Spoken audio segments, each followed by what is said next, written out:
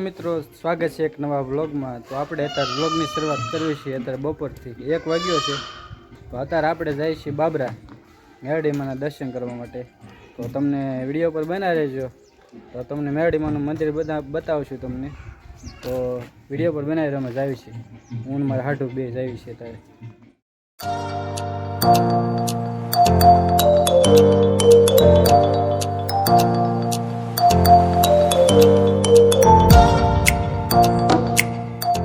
Finally मित्रों આપણે પહોંચી ગયા છીએ આપણે વડલીવાળા મેરડીમાં। બાબરાથી થોડુંક આપણે જમણા હાથ ઉપર આવે છે, તો ત્યાંથી 2 થી 3 કિલોમીટર જેવું થાય, 2-3 કિલોમીટર જેવું। તો આપણે આવી ગયા છીએ।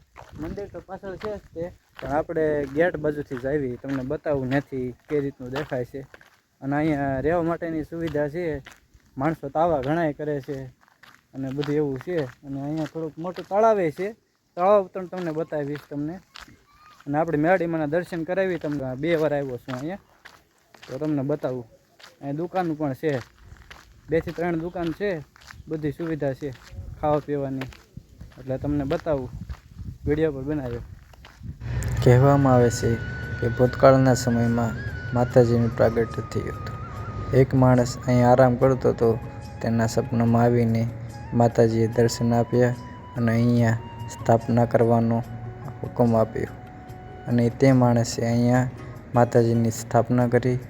મેરડીમાના પરસા પરંપાર છે, અહીંયા ભાવિ ભક્તો બહુ મોટી સંખ્યામાં ભેગા થાય છે। ચૈત્ર નવરાત્રિના દિવસે બહુ મોટું આયોજન કરવામાં આવે છે, રાસ ગરબા, ધૂમ મંડળ તેમજ સમૂહ લગ્ન પણ કરવામાં આવે છે। અહીંનું સ્થાન બહુ પવિત્ર સ્થાન ગણવામાં આવે છે। કહેવામાં આવે છે કે માતાજીની માનતા માનવાથી અહીંયાથી દુઃખ દૂર થાય છે। ભાવિ ભક્તો બહુ મોટી સંખ્યામાં તાવા માને છે।